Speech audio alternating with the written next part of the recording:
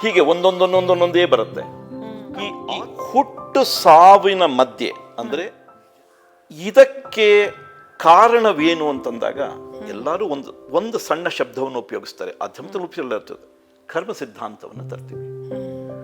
ತಪಸ್ಸನ್ನು ಮಾಡಿ ಮಾಡಿ ಮಾಡಿ ಮಾಡಿ ಆದಾಗ ಜೀವನದಲ್ಲಿ ಮೊಟ್ಟ ಮೊದಲ ಸತ್ಯವನ್ನು ಕಂಡುಕೊಳ್ತಾರೆ.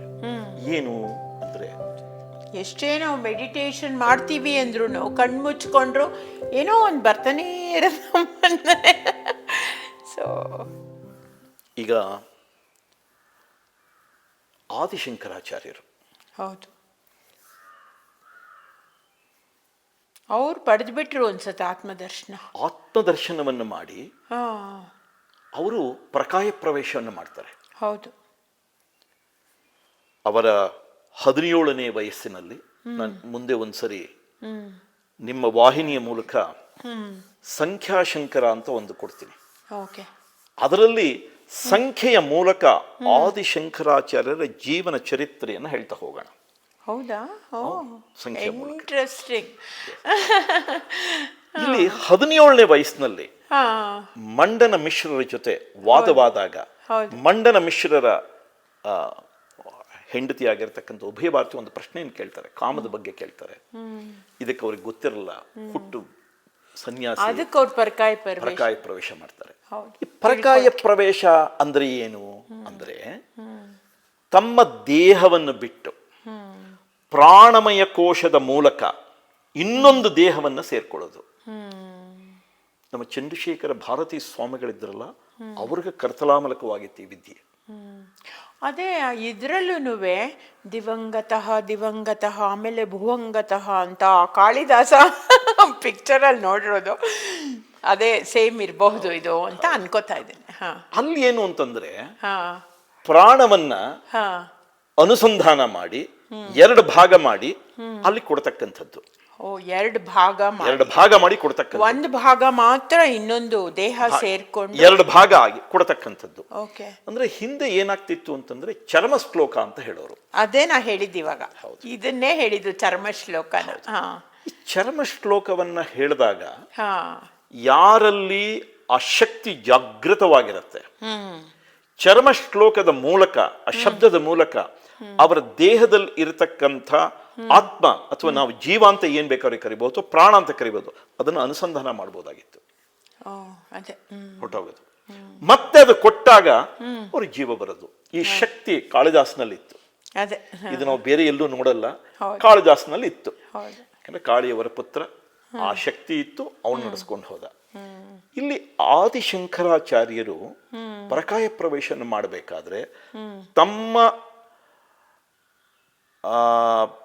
ಪ್ರಾಣಮಯ ಕೋಶ ಸಮೇತ ಅನ್ನಮಯ ಕೋಶವನ್ನು ಬಿಡ್ತಾರೆ ದೇಹದಲ್ಲಿ. ಅದಕ್ಕೆ ದೇಹ ಅಲ್ಲೇ ಇರುತ್ತೆ. ಪ್ರಾಣಮಯ ಕೋಶದಲ್ಲಿ ಹೋಗ್ತಾರೆ, ಅಮೃಕ ಮಹಾರಾಜನ ದೇಹಕ್ಕೆ ಸೇರ್ಕೊಳ್ತಾರೆ. 30 ದಿನಗಳ ಕಾಲ ಎಲ್ಲ ವಿದ್ಯೆಗಳನ್ನು ಕಲಿತಾರೆ, ವಾಪಸ್ ಬರ್ತಾರೆ.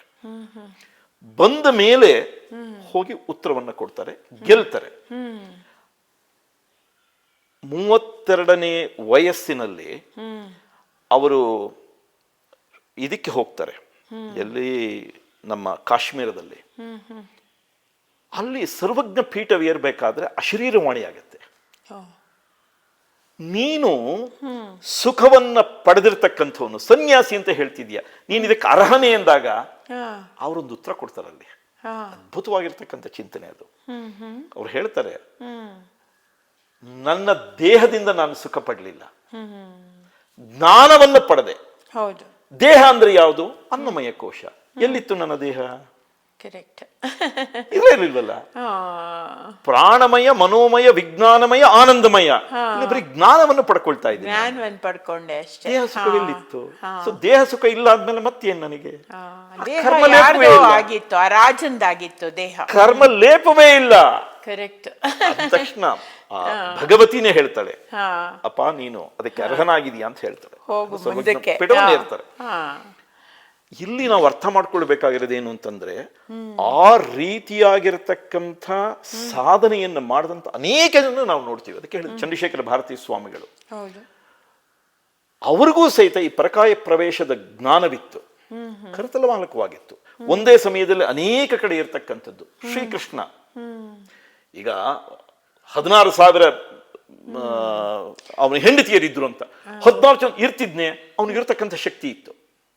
ಇವಾಗ ಫಿಸಿಕ್ಸ್ ಅಲ್ಲಿ ಹೇಳ್ತಾರಲ್ಲ ಟೆಲಿಪೋರ್ಟೇಷನ್ ಏನದು ಟೆಲಿಪೋರ್ಟೇಷನ್ ಅದು ಒಂದು ನಿಮಗೆ ಮುಂದೊಮ್ಮೆ ಅದ್ರ ಬಗ್ಗೆ ಮಾತಾಡದೆ ಹೇಳುವ. ನಿಮ್ಗೆ E=mc² ಅಂತ ಗೊತ್ತಾ? ಅದೇ ಐನ್ಸ್ಟೈನ್ ಹೌದಲ್ವಾ? ಎನರ್ಜಿ ಇದೆ, mass into square of the velocity of the light. Energy is equal to mass into M ಅಂದ್ರೆ mass into square of the electricity. ಅಂದ್ರೆ ಯಾರಿ ಇಸ್ ಈಕ್ವಲ್ ಟು ಅಂದ್ರೆ ಏನು? It is possible to interconvert ಅಂತ ಮಾಡಬಹುದು ಅಂತ. Energy ಮಾಸಿಂದ ನೀವು ಎನರ್ಜಿಗೆ ಬರಬಹುದು, ಎನರ್ಜಿಯಿಂದ ಮಾಸಿಗೆ ಹೋಗ್ಬೋದು. ಈ ಶಕ್ತಿಯನ್ನ ಶ್ರೀಕೃಷ್ಣ ಪರಮಾತ್ಮ ಕರತಲಾಮಲಕ ಮಾಡ್ಕೊಂಡಿದ್ದ. ಅಟ್ ಎ ಟೈಮ್ 106 ಕಡೆ ಅವನು ಇರಬಲ್ಲ. ನಮ್ಮ ಆಧ್ಯಾತ್ಮ ವೇದಗಳಲ್ಲಿ ಇದಕ್ಕೆ ಸಾಕಷ್ಟು ಪುರಾವೆಗಳುಂಟು. ನಾವು ವಾಪಸ್ ಇಲ್ಲಿಗೆ ಬರೋಣ. ಸೊ ಯಾವ ಅನ್ನಮಯ ಕೋಶ ಮತ್ತೆ ಪ್ರಾಣಮಯ, ಮನೋಮಯ, ವಿಜ್ಞಾನಮಯ, ಆನಂದಮಯ ಜೊತೆ ಸೇರ್ಕೊಳ್ಳುತ್ತೋ ಅದನ್ನೇ ನಾವು ಮತ್ತೆ ಪುನರ್ಜನ್ಮ. Very nice. ಯಾವಾಗ ಅದು ಹೊರಬರುತ್ತೆ ಮರಣ ಅಂತ ಹೇಳ್ತೀವಿ. ಸೊ ಅಂದ್ರೆ ನರಕ ನಾರಲೋಕ ಉಂಟು, ಸ್ವರ್ಗ ಉಂಟು. ನಮ್ಮಿಡೀ ಸಿದ್ಧಾಂತನೇ ಚೇಂಜ್ ಮಾಡಿಬಿಟ್ರಿ. ನಾವೆಲ್ಲ ಇನ್ನೇನು ಅನ್ಕೊಂಡಿದ್ವಿ. ಓಕೆ, ಇಲ್ಲಿಂದ ಮುಂದೆ ಈ ಮನೋಮಯ ಕೋಶ ಮುಂದೆ ಹೋದ್ರೆ ನಾವೀಗ ಯಾರನ್ನ ನೋಡಿ ನಮ್ಮ ಅಧ್ಯಾತ್ಮದಲ್ಲಿ ನಮ್ಮ ಚಿಂತನೆ ಎಷ್ಟು ಅಡ್ವಾನ್ಸ್ ಅಂದ್ರೆ ಎಷ್ಟೊಂದು ಸೂಕ್ಷ್ಮವಾಗಿರೋ ವಿಚಾರಗಳನ್ನೆಲ್ಲ ಹೇಳುತ್ತಾ ಹೋಗುತ್ತೆ ಅಂದ್ರೆ, ಈಗ ಉದಾಹರಣೆ ಹಿಂದಿನ ಕಾಲದಲ್ಲಿ 8ನೇ ವಯಸ್ಸಲ್ಲಿ ಮಗುಗೆ ಇದು ಮಾಡ್ಬಿಟ್ರಪ್ಪ, ಮುಂಜಿ ಮಾಡಿ ಅಂತ. ಇವತ್ತು ಸಪ್ತಲೋಕಗಳು ಯಾವ್ದಪ್ಪ ಅಂತ ಯಾರಾದ್ರೂ ಕೇಳಿದ್ರೆ ಇಮಿಡಿಯೇಟ್ ಆಗಿ ಎಲ್ಲರೂ ಮೊಬೈಲ್ ತಗೊಂಡು ChatGPT ಗೂಗಲ್ಗೂ ಕೊಡ್ತಾರೆ. ಆಗಿನ ಕಾಲದಲ್ಲಿ ಈ 8ನೇ ವಯಸ್ಸು ಮಗು ಕೇಳಿ 7 ಲೋಕ ಹೇಳ್ಬಿಡುತ್ತೆ. ಈಗ ಪ್ರಣವಸ್ಯ ಪರಬ್ರಹ್ಮ ಋಷಿ ಪರಮಾತ್ಮ ದೇವತಾ ದೈವಿ ಗಾಯತ್ರಿ ಛಂದ ಪ್ರಾಣಾಯಾಮೇ ವಿನಿಯೋಗ. ಓಂ ಭೂಹು ಭೂಮಿಲೋಕ, ಓಂ ಭೂಹು ಓಂ ಭುವಃ ಓಂ ಸುಹಃ. ಭುವಃ ಅಂದ್ರೇನು? ಭೂಮಿಯಿಂದ ಸ್ವರ್ಗ ತನಕ ಇರತಕ್ಕಂಥದ್ದು. ಅದೇ ಏನು ಹೇಳಿದ್ರಲ್ಲ, ಧ್ಯಾವಲೋಕ. ಅಲ್ಲಿಂದ ಮುಂದೆ ಇರತಕ್ಕಂಥ ಓಂ ಭೂಹು ಓಂ ಭುವಃ ಓಂ ಸುಹಃ ಓಂ ಮಹರ್ಲೋಕ, ಮಹರ್ಲೋಕ, ಜನೋಲೋಕ, ತಪೋಲೋಕ, ಕಡೆಗೆ ಸತ್ಯಲೋಕ. ಓಂ ಜನಃ ಓಂ ತಪಃ ಸತ್ಯ. 7 ಲೋಕಗಳ ಹೆಸರು.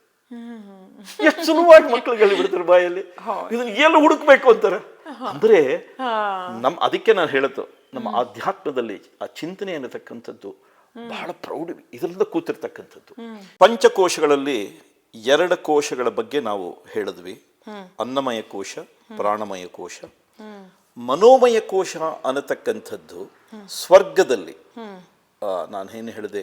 ಓಂ ಭೂಹು ಓಂ ಭುವಃ ಓಂ ಸುವಃ, ಸುವರ್ಲೋಕ ಅಥವಾ ಆ ಸ್ವರ್ಗಲೋಕದಲ್ಲಿ ಎಲ್ಲವನ್ನು ಸುಖ ಸಂತೋಷಗಳನ್ನು ಮಾಡಿರತಕ್ಕಂಥ ಪುಣ್ಯ ಕರ್ಮಗಳನ್ನೆಲ್ಲ ಕಳೆದ ಮೇಲೆ ಮತ್ತೆ ಅದು ಭೂಲೋಕಕ್ಕೆ ಬರಲೇಬೇಕು. ಅಲ್ಲಿಂದ ದಾಟಿ ಮುಂದೆ ಹೋಗಿರತಕ್ಕಂಥದ್ದು ಮನೋಮಯ, ವಿಜ್ಞಾನಮಯ, ಅದಾದ್ಮೇಲೆ ಆನಂದಮಯ. ಕಟ್ಟ ಕಡೆಗೆ ಆನಂದಮಯ ಕೋಶದಲ್ಲೂ ಸಹಿತ ಇದ್ದಾಗ ಯಾವುದಾದರೂ ಒಂದು ಚಿಂತನೆಯಲ್ಲಿ ಬೇರೆ ಚಿಂತನೆಯನ್ನು ಮಾಡಿದಾಗ ಅಂತಹ ಒಂದು ಜೀವರಾಶಿ ಮತ್ತೆ ಭೂಲೋಕಕ್ಕೆ ಬರಲೇಬೇಕು. ಬಂದು ಈ ಸೈಕಲನ್ನೆಲ್ಲ ಮುಗಿಸಿ ಮತ್ತೆ ಹೋಗಬೇಕು ಸಾಧನೆಯ ಸ್ವರೂಪದಲ್ಲಿ. ಆದರೆ ಈ ಸಾಧನೆಯ ಸ್ವರೂಪದಲ್ಲಿ ಅದಕ್ಕೆ ಬೇಕಾಗಿರ್ತಕ್ಕಂಥ ಸಮಯ ಬಹಳ ಕಮ್ಮಿ ಆಗತ್ತೆ. ಇದೆಲ್ಲ ಪುಣ್ಯ ಇರೋದ್ರಿಂದ ಬಹಳ ಬೇಗ ಹೋಗುತ್ತೆ. ಅದಕ್ಕೆ ನಾವು ಶಂಕರಾಚಾರ್ಯರ ಒಂದು ಕೃತಿ ಮೋಹಮದ್ಗರದಲ್ಲಿರಬಹುದು ಅಥವಾ ಭಜಗೋವಿಂದಮಲ್ಲಿ ಹೇಳ್ತಿದ್ದಲ್ಲ,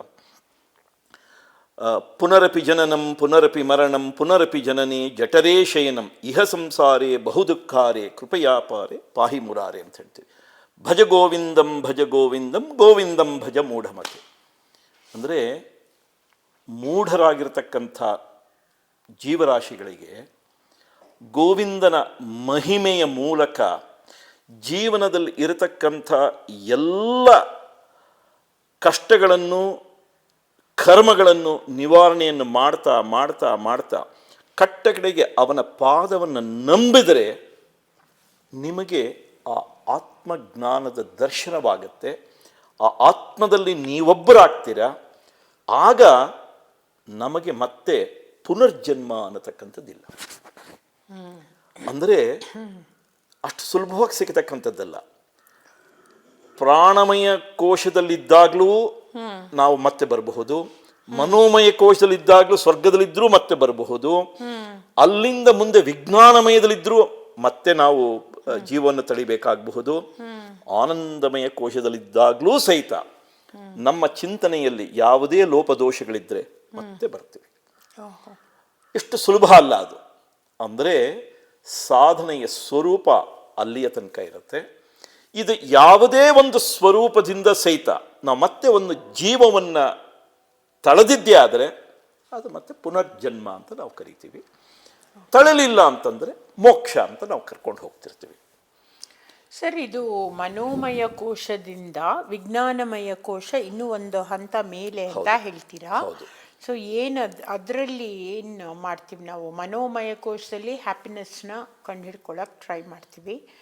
ಆಮೇಲೆ ವಿಜ್ಞಾನಮಯ ಕೋಶದಲ್ಲಿ ಓಕೆ, ವಿಜ್ಞಾನ ಅನ್ನತಕ್ಕಂಥದ್ದು VI ಜ್ಞಾನ, VI ಜ್ಞಾನ ಅಂತ ಸ್ಪ್ಲಿಟ್ಟಲ್ಲಿ ನೀವು ನೋಡಿದ್ದೆ. ಆದರೆ ಇಲ್ಲಿ ಈ ಜ್ಞಾನ ಅನ್ನತಕ್ಕಂಥದ್ದು ಯಾವ ಜ್ಞಾನದ ಬಗ್ಗೆ ನಾವು ಚಿಂತನೆಯನ್ನು ಮಾಡ್ತಿದ್ದೀವಿ ಅಂದರೆ, ಯಾವ ಜ್ಞಾನ ಇಹಲೋಕಕ್ಕೆ ನಮಗೆ ಬೇಡ, ಪರಲೋಕದಲ್ಲಿ ನನ್ನನ್ನು ಕಾಪಾಡಿ ಅಲ್ಲಿಂದ ಮುಂದೆ ಆತ್ಮದರ್ಶನಕ್ಕೆ ನನಗೆ ಸಹಾಯವಾಗುತ್ತೋ ಅಂತ ಜ್ಞಾನದ ಚಿಂತನೆಯನ್ನು ಮಾಡಬೇಕು. ಅದು ವಿಜ್ಞಾನ. ವಿಜ್ಞಾನ ಅಂದರೆ ನಾರ್ಮಲ್ ನಮ್ಮ ಸೈನ್ಸ್ ಅಲ್ಲ. ದಾಟ್ ಹೊಟ್ಟೋಗಿರ್ತೀವಿ ನಾವು, ಅದನ್ನು ದಾಟ್ ಹೊಟ್ಟೋಗಿರ್ತೀವಿ. ಈ ವಿಜ್ಞಾನ ಬೇರೆ, ಆ ವಿಜ್ಞಾನ ನಾವು ಹೇಳ್ತಕ್ಕಂಥದ್ದೇ ಬೇರೆ. ಇದಕ್ಕೆ ಒಬ್ಬ ಗುರುವಿನ ಅಗತ್ಯ ಬಹಳಷ್ಟಿದೆ. ಇಲ್ಲ ಅಂತಂದರೆ ಈಗ ಉದಾಹರಣೆಗೆ ನಾವು ಧ್ರುವನ ಬಗ್ಗೆ ಚಿಂತನೆಯನ್ನು ಮಾಡಿದಾಗ, ಧ್ರುವನಿಗೆ ಪುಟ್ಟ ಮಗು, ತಂದೆ ಅವರ ತಾಯಿ ಇರಲ್ಲ, ಚಿಕ್ಕಮ್ಮ ಅವಮಾನ ಮಾಡ್ತಾಳೆ, ತಂದೆಯ ತೊಡೆ ಮೇಲೆ ಕೂರ್ಬೇಕು ಅಂತ ಆಸೆ ಇರುತ್ತೆ, ತಳ್ಳಿಬಿಡ್ತಾರೆ. ಪುಟ್ಟ ಮಗು ಅತ್ಯಂತ ದುಃಖ ಪಟ್ಕೊಂಡು ಹೋಗುತ್ತೆ. ಏನಾಗಬೇಕು ಅಂತಂದರೆ, ನಾನು ಮತ್ತೆ ಸಿಂಹಾಸನ ನಮ್ಮ ತಂದೆ ತೊಡೆ ಮೇಲೆ ಕೂತ್ಕೋಬೇಕು, ಅಷ್ಟೇ ಅದಕ್ಕೆ ಬೇಕಾಗಿದ್ದು ಜೀವನದಲ್ಲಿ. ಆದರೆ ಅದು ಆಗಲಿಲ್ಲ. ಆಗ ಆ ಮಗುವಿಗೆ ಒಂದು ದಾರಿ ತೋರಿಸಕ್ಕಂಥದ್ದು ಮಹಾಗುರು ನಾರದ ಮಹರ್ಷಿಗಳು. ಎಂಥ ಒಂದು ಮಂತ್ರವನ್ನು ಬೋಧನೆಯನ್ನು ಮಾಡಿಕೊಡ್ತಾರೆ, ಅಷ್ಟಾಕ್ಷರಿ ಮಂತ್ರ. ಅದಕ್ಕೆ ಓಂ ನಮೋ ನಾರಾಯಣಾಯ, ಅದು ಒಂದೇ ಮಂತ್ರದಿಂದ ಧ್ರುವ ಆ ಆತ್ಮಜ್ಞಾನವನ್ನು ಪಡೆದು ಬಿಡ್ತಾನೆ. ಆಮೇಲೆ ಒಂದು ಸ್ಥಿರವಾದ ಪೊಸಿಷನ್ ಧ್ರುವ ನಕ್ಷತ್ರ ಆಗ್ಬಿಡ್ತಾನೆ. ಅಂದರೆ ಆ ಶಕ್ತಿ ಬರಬೇಕಾದ್ರೆ ಎಲ್ಲಿ ಮೂಲ ಅಂದರೆ ಅಂತಹ ಗುರುಗಳ ಸಮಾಗಮವಾಗಬೇಕು. ಬರೀ ಇಷ್ಟೇ, ನಾರಾಯಣಾಯ ನಮಃ ನೋಡಿ ಆ ಮಗುಗೆ ಅಷ್ಟೇ ಸಾಕು. ಈಗ ನಾವು ಎಷ್ಟೋ ಜನ ಹೇಳ್ತೀವಿ, ಓ ನೀನು ಎಲ್ಲ ವೇದ ಮಂತ್ರಗಳನ್ನು ಹೇಳಬೇಕಪ್ಪ, ಎಂಥದ್ದು ಬೇಡ. ಆ ಭಕ್ತಿಯಿಂದ ಓಂ ನಮಃ ಶಿವಾಯ ಆಗಲಿ, ನಾರಾಯಣಾಯ ನಮಃ ಆಗಲಿ ಆ ಹೇಳಬೇಕಾದ್ರೆ, ಸಾಧನೆಯನ್ನು ಮಾಡಬೇಕಾದ್ರೆ, ನಾನು ಅದನ್ನೇ ಹೇಳ್ತಿದ್ದೀವಿ, ಪುರಂದರದಾಸರು ಒಂದು ಕೇಳ್ತಾರೆ, ಅಂತರಂಗದಲ್ಲಿ ಹರಿಯ ಕಾಣದವ ಹುಟ್ಟು ಕುರುಡನಯ್ಯ ಅಂತ. ಎಂತಹ ಅರ್ಥ ಇದೆ ನೋಡಿ. ಅಂದ್ರೆ ಅಂತರಂಗದಲ್ಲೇ ಇದಾನೆ ಹರಿ. ನಮ್ಮ ಇಂದ್ರಿಯಗಳಿದೆಯಲ್ಲ, ಇಂದ್ರಿಯಗಳು, ಪಂಚೇಂದ್ರಿಯಗಳು, ಜ್ಞಾನೇಂದ್ರಿಯಗಳು ಹೊರಗಡೆ ಪ್ರಪಂಚವನ್ನ ನೋಡ್ತಿದೆ. ಇದನ್ನ ಒಳಭಾಗಕ್ಕೆ ತಿರುಗಿಸ್ಕೋಬೇಕು ನಾವು. ಎಂದು ನಾವು ಒಳಭಾಗದಲ್ಲಿ ತಿರುಗಿಸಿ ಅಂತರಂಗದಲ್ಲಿ ನಾವು ಅದನ್ನ ನೋಡ್ತಾ ಹೋಗ್ತೀವಿ, ನೋಡ್ತಾ ಹೋಗ್ತೀವಿ, ನೋಡ್ತಾ ಹೋಗ್ತೀವಿ, ಆಗ ನಮ್ಮ ಅಂತರಂಗದಲ್ಲಿ ಎಲ್ಲ ಉಂಟು. ಈಗ ಪಂಚಮಹಾಭೂತಗಳು ಅಂತ ನಾವು ಹೇಳ್ತಿದ್ವಿ. ನಮ್ಮ ದೇಹ ಮಾಡಿರ್ತಕ್ಕಂಥದ್ದು ಯಾವುದು? ಆ ಭೂತಗಳಿಂದನೇ ಮಾಡಿರ್ತಕ್ಕಂಥದ್ದು. ಈ ಭೂತದ ಅರಿವು ಏನು ಅಂತ ನಮಗೆ ತಿಳಿದ್ರೆ ನೀವು ಪ್ರಜ್ಞಾನವಂತರಾಗ್ತೀರಾ, ಜ್ಞಾನವಂತರಾಗ್ತೀರಾ, ಆ ಆತ್ಮಜ್ಞಾನವನ್ನು ಪಡಿತೀರಾ. ಆ ಸ್ವರೂಪ ಏನು ಅಂತ ತಿಳ್ಕೊಬೇಕಲ್ಲ. ಅಂದ್ರೆ ಆ ಸಾಧನೆಯ ಮೂಲಕ. ಇಷ್ಟೆಲ್ಲ ಬೇಡ ಅಂತಾನೆ ಅವ್ರು ಅದನ್ನೇ ಹೇಳಿದ್ದು, ಹರಿನಾಮ. ನಾರಾಯಣನ ಸ್ಮರಣೆಯನ್ನು ಮಾಡ್ರಪ್ಪ, ಸಾಕು ಸಾಕು ಅಷ್ಟೇ. ಪಡ್ಕೊಂಡ್ರಲ್ಲ ಅವರು. ಎಂಥ ಅದೇ ಗೀತೆಯಲ್ಲೂ ಹೇಳ್ತಾರಲ್ಲ, ಭಕ್ತಿ ಮಾರ್ಗದಲ್ಲಿ ಹೋಗ್ಬಹುದು, ಕರ್ಮ ಯೋಗದಲ್ಲಿ ಹೋಗಬಹುದು, ಬೇರೆ ಬೇರೆ ದಾರಿಗಳಿದೆ ಭಗವಂತನಲ್ಲಿ ಲೀನ ಆಗೋದಕ್ಕೆ ಅಲ್ವಾ. There are hundreds, thousands, millions of roads leading to the particular location, but the aim is only one, but the route may be different. Correct. ಅನೇಕ ದಾರಿಗಳು ನೀವು ತಗೊಳ್ಬಹುದು, ಆದರೆ ಎಲ್ಲ ದಾರಿಗಳು ಕಟ್ಟ ಕೆಳಗೆ ಹೋಗೋದು ಒಂದೇ ಒಂದು, ಆತ್ಮಜ್ಞಾನ ದರ್ಶನಕ್ಕೋಸ್ಕರ ಹೋಗೋದು. ನೀವು ಹೇಗೆ ಬೇಕಾದ್ರೂ ಹೋಗಿ. ಎಷ್ಟೋ ಜನ ಬುದ್ಧಿ ಇರಲ್ಲ, ಜ್ಞಾನವಿರಲ್ಲ, ಏನೂ ಇರಲ್ಲ. ನೀವು ಧರ್ಮವ್ಯಾಧನ ಬಗ್ಗೆ ನೀವು ಓದಿರಬಹುದು ಕಥೆ. ಧರ್ಮವ್ಯಾಧ ನಿಂತುಗಳಿಗೆಲ್ಲ ಏನಾಗುತ್ತೆ ಅಂತ ಹೇಳೋಷ್ಟು ಇತ್ತು. ಅವನೇನು ಕಸಾಯಿ ಖಾನೆಯಲ್ಲಿ ಕೆಲಸ ಮಾಡ್ತಿರ್ತಾನೆ. ಹೌದಾ? ಕಸಾಯಿ ಖಾನೆಯಲ್ಲಿ ಕೆಲಸ ಮಾಡ್ತೀನಿ. ಎಲ್ಲರೂ ಏನಪ್ಪ ಪ್ರಾಣಿಗಳ ವಧೆ, ಅಪ್ಪ ನನ್ನ ಧರ್ಮ ಅದು, ನನ್ನ ಧರ್ಮ ಅದು.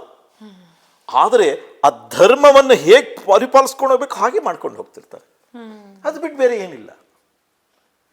ನೀವು ಅನೇಕ ಉದಾಹರಣೆಗಳನ್ನ ನೋಡ್ತಾ ಹೋಗ್ತೀರಾ. ನಿಮ್ಮ ಧರ್ಮದ ಚೌಕಟ್ಟಲ್ಲಿ ಏನಿದೆ ಅದನ್ನು ಪಾಲಿಸಿ, ಅದೇ ಸಾಕು. ಹೌದು. ಎನ್ಮೇ ಮನಸ ವಾಚ ಕರ್ಮಣ ವಾ ನಿಷ್ಕೃ. ಈಗ ಹೇಳಬೇಕಾದ್ರೆ ನಾನು ಅದನ್ನೇ ಒಂದು ಇದ್ರೊಳಗಡೆಗೆ ವರುಣನ ಬಗ್ಗೆ ಹೇಳಬೇಕಾದ್ರೆ ಅಘಮರ್ಷಣ ಸೂಕ್ತ ಅಂತ ಒಂದಿದೆ. ಅಘಮರ್ಷಣ ಸೂಕ್ತ ಅಂತಿದೆ. ಅಘಮರ್ಷಣ ಅಂದ್ರೆ ಏನು ಅಂದ್ರೆ ಪಾಪವನ್ನ ಕಳಕೊಳ್ಳಿಕ್ಕೆ ಬೇಕಾಗಿರತಕ್ಕಂಥ ದಾರಿ. ನಾವೆಲ್ಲ ಸೂಕ್ತಗಳು ಅಂದ್ರೆ ಒಂದು ಟೆಕ್ನಾಲಜಿ ಅಂತ ನಾನು ಹಿಂದೆ ಹೇಳ್ತಿದ್ದೆ.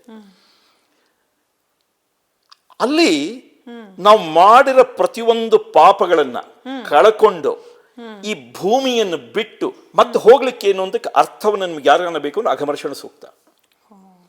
ಈಗ ನಾನು ಹೇಳಿದೆ, ಈ ಪುನರ್ಜನ್ಮ ಬಗ್ಗೆ ತಿಳ್ಕೋಬೇಕು ಅಂತಂದ್ರೆ ಒಂದು ಮಾಂಡವಿಕ ಉಪನಿಷತ್ತು, ಇನ್ನೊಂದು ತೈತ್ರೀಯ, ಮತ್ತೊಂದು ಐತರೀಯ, ಈ ಮೂರು ಜೊತೆಗೆ ಅಘಮರ್ಷಣ ಸೂಕ್ತ. ಈ ನಾಲ್ಕನ್ನ ಯಾರಾದರೂ ಅರ್ಥ ಮಾಡ್ಕೊಂಡಿದ್ದೆ ಆದರೆ ನಮ್ಮ ಜೀವನದಲ್ಲಿ ನಡೆಯೋ ಪ್ರತಿಯೊಂದು ಘಟನೆ ಮತ್ತೆ ನಮಗೆ ಬೇಕಾಗಿರತಕ್ಕಂಥ ಆ ಪರಬ್ರಹ್ಮನ ದರ್ಶನ ಹೇಗೆ ಎಲ್ಲವನ್ನು ಇಷ್ಟೆಲ್ಲ ತಿಳ್ಕೊಂಡ್ಬಿಡ್ಬೋದು. ಬೇರೆ ಏನೂ ಬೇಕಿಲ್ಲ, ಇಷ್ಟೇ ಸಾಕು. ಅವ್ರು ಎಷ್ಟು ಜನ ಇರ್ತಾರೆ. ಹಿರಣ್ಯಶೃಂಗಂ ವರುಣಂ ಪ್ರಪದ್ಯೆ ತೀರ್ಥಂ ಮೇ ದೇಹಿ ಯಾಚಿತಃ ಯನ್ಮಯ ಭುಕ್ತಮ ಸಾಧೂನಾಂ ಪಾಪೇಭ್ಯಶ್ಚ ಪ್ರತಿಗ್ರಹಃ ಯನ್ಮೇ ಮನಸ ವಾಚ ಕರ್ಮಣ ವಾ ದುಷ್ಕೃತಂ ಕೃತಂ. ಮನಸ ವಾಚ ಕರ್ಮಣ ಎಂಥ ಅರ್ಥ ಇದೆ ನೋಡಿ. ನೀವು ಮನಸ್ಸಿನಲ್ಲಿ ಒಬ್ರು ಕೆಟ್ಟದ್ದು ಯೋಚನೆ ಮಾಡ್ತೀರಾ ಅಂತ ಇಟ್ಕೊಳ್ಳಿ, ಅದರದ್ದು ಕರ್ಮಲೇಪನ ಉಂಟು. ಮಾಡಲೇಬೇಕು ಅಂತಿಲ್ಲ. ಎನ್ಮೇ ಮನಸ ವಾಚ, ಯೋಚನೆಯಿಂದ ಕರ್ಮ ನೀವು ಮಾಡ್ತಿರಲ್ಲ, ಅದರಿಂದನೂ ಬರುತ್ತೆ. ಎನ್ಮೇ ಮನಸ ವಾಚ. ಇವನ್ ನಾವು ಮಾತಾಡೋ ವಾಕ್ಯಗಳಿಂದ. ಈಗ ನಿಮ್ ತಂದೆ ತಾಯಿ ಹೇಳ್ಬೇಕು, ಕಾಯ ವಾಚ ಮನಸ, ಬೇರೆಯವ್ರಿಗೆ ತೊಂದರೆ ಕೊಡಬೇಡಪ್ಪ. ಎಂಥ ಅರ್ಥ ಇದೆ. ಯಾವ ಹಿಮಾಲಯಕ್ಕೆ ಹೋಗಿದ್ರು ಅವರು? ನಾವ್ ಇವಾಗ ದೇವ್ರಿಗೆ ನಮಸ್ಕಾರ ಮಾಡ್ಬೇಕಾದ್ರೂ ಅದನ್ನೇ ಹೇಳದಲ್ವಾ? ಹೌದಲ್ಲ. ಅಂದ್ರೆ ಒಂದೊಂದರಲ್ಲೂ ಆ ಗೂಢಾರ್ಥ ಎಷ್ಟಿರುತ್ತೆ ಅಂತಂದ್ರೆ ನಾವು ಅದರ ಅಂತರಾರ್ಥವನ್ನ ತಿಳ್ಕೊಳ್ಳದಲ್ಲೇ ಮುಂದೆ ಹೊಟ್ಟೋಗ್ತೀವಿ. ಹೌದು. ಇದನ್ನ ಏನಂತ ಹೇಳಬೇಕು ಅನ್ನೋದು ಗೊತ್ತಿಲ್ಲ. ಅವರವರು ಮಾಡಿದ ಕರ್ಮದ ಫಲ ಪಡ್ಕೊಂಡು ಹೋಗ್ತಿರ್ತಾರೆ. ಸೊ ಹಾಗೆ ನೀವು ಅಘಮರ್ಷಣ ಸೂಕ್ತ, ಅಘಮರ್ಷಣ. ಸೊ ವಾಲ್ಮೀಕಿನು ಹಂಗೆ ಅಲ್ವಾ, ನಾನು ನನ್ನ ಪಾಪ ನೀನು ಹಂಚ್ಕೋತೀಯಾ ಅಂತ ಕೇಳ್ತಾನೆ ಹೆಂಡತಿನ. ಅದ್ಭುತವಾದ ಪ್ರಶ್ನೆ ನೋಡಿ. ರತ್ನಾಕರ ಅಂತ ಅವನ ಹೆಸರು. ಪೂರ್ವಾಶ್ರಮದಲ್ಲಿ ರತ್ನಾಕರ ಅಂತ ಅವನ ಕೆಲಸ ಏನು? ಹೊಡಿ ಬಡಿ ಕೊಲ್ಲು. ಹೌದು. ಅವನು ಪ್ರತಿದಿನ ಯಾರು ಬರ್ತಿದ್ದಾರೆ ಅವ್ರನ್ನೆಲ್ಲ ಕೊಂದು ಬಿಟ್ಟು ಅಲ್ಲಿರೋ ದೋಚ್ಕೊಂಡು ಬಂದು ತನ್ನ ಹೆಂಡತಿ ಮಕ್ಕಳುಗಳಿಗೆ ಕೊಡ್ತಾ ಇರ್ತಾರೆ. ಸಪ್ತ ಋಷಿಗಳು ಒಂದ್ಸರಿ ಆ ದಾರಿನಲ್ಲಿ ಬರ್ತಿರ್ತಾರೆ, ನೋಡ್ತಾರೆ ಅವ್ರು. ಒಂದ್ಸರಿ ಬಂದ ತಕ್ಷಣ ಇವ್ರನ್ನ ನಿಲ್ಲಿಸ್ತಾನೆ. ಅವರನ್ನ ಏನೇನಿದೆ ನಿಮ್ಮ ಹತ್ರ ಕೊಟ್ಬಿಡಿ, ಇಲ್ಲ ನಿಮ್ಮೆಲ್ಲ ಕತ್ತರಿಸ್ಬಿಡ್ತೀನಿ ಅಂತಾನೆ. ಅವ್ರು ಹೇಳ್ತಾರಪ್ಪ ನಮ್ಮ ಹತ್ರ ಏನೂ ಇಲ್ಲ. ಏನೂ ಇಲ್ಲ? ಏನೂ ಇಲ್ಲಪ್ಪ ನಮ್ಮ ಹತ್ರ. ನೀನು ಒಂದು ಕೆಲಸ ಮಾಡಿ ಹಾಗಿದ್ರೆ ನಮ್ಮ ಹತ್ರ ಏನೂ ಇಲ್ಲ, ನಾವೆಲ್ಲೂ ಹೋಗಲ್ಲ, ಇಲ್ಲೇ ಕೂತಿರ್ತೀವಿ, ನೀನು ಇದೆಲ್ಲ ಮಾಡ್ತಿದ್ಯಲ್ಲ, ಈ ಫಲಗಳನ್ನೆಲ್ಲ ನಿನ್ನ ಹೆಂಡತಿ ಮಕ್ಕಳಿಗೆ ಎಲ್ಲರೂ ಹಂಚ್ಕೋತಾರ, ಒಂದ್ಸರಿ ಕೇಳ್ಕೊಂಬ ಅಂತಾರೆ. ಫಸ್ಟ್ ಆಶ್ಚರ್ಯ ಆಗುತ್ತೆ, ಆದರೂ ಹೋಗ್ತಾನೆ. ಏನೋ ಹೇಳ್ತಿದ್ದಾರಲ್ಲ ಕೇಳ್ಕೊಂಬರೋಣ. ಹೆಂಡತಿ ಮಕ್ಳು ಎಲ್ಲರನ್ನೂ ಕೂರಿಸ್ಬಿಟ್ಟು ಕೇಳ್ತಾನೆ, ನಾ ಪ್ರತಿದಿನ ಇದೆಲ್ಲ ಮಾಡಬಾರ್ದು ಮಾಡ್ತೀನಿ, ಮನೆ ಹಿರಿಯವನಾಗಿ ನೀನೇನು ಮಾಡ್ತಿದ್ಯಾ, ನಮಗೂ ಇದಕ್ಕೂ ಸಂಬಂಧ ಇಲ್ಲ. ಓಕೆ. ಎಂಥ ಆ ಹೆಂಡತಿ ಉತ್ತರ ಕೊಡ್ತಾಳೆ ಅಂತಂದರೆ, ಚಾವುಟಿ ಇದನ್ನ ತಗೊಂಡು ಹೊಡೆದಂಗೆ ಆಗತ್ತೆ ಇವನಿಗೆ. ಎಚ್ಚೆತ್ಕೊಂಡ್ಬಿಡ್ತಾನೆ, ಓಡ್ತಾನೆ ವಾಪಸ್ಸು, ಬಂದ್ಬಿಟ್ಟು ಅವ್ರ ಪಾದಕ್ಕೆ ಬಿಡ್ತಾನೆ. ಅದಕ್ಕೆ ಹೇಳ್ತಾರೆ, ಗಂಗಾ ಪಾಪಂ ಶಶೀತಾಪಂ ದೈನ್ಯಂ ಕಲ್ಪತರುಸ್ತತ. ನೋಡಿ, ಗಂಗೆನಲ್ಲಿ ಸ್ನಾನ ಮಾಡಿದ್ರೆ ಪಾಪ ಹೋಗುತ್ತಂತೆ, ಗಂಗಾ ಪಾಪಂ. ಶಶೀತಾಪಂ, ನಮ್ಮ ಮನಸ್ಸಿನಲ್ಲಿ ಯಾವುದೆಂದು ಶಶೀತಾಪಂ. ದೈನ್ಯಂ ಕಲ್ಪತರುಸ್ತತ ಅಂದರೆ ಎಂಥನೇ ಬಡವನಾಗಿರಲಿ ದಟ್ಟ ದರಿದ್ರನಾಗಿರಲಿ ಕಲ್ಪವೃಕ್ಷ ಕಾಮಧೇನುವನ್ನು ಪ್ರಾರ್ಥನೆ ಮಾಡಿದ್ರೆ ಹೋಗುತ್ತೆ.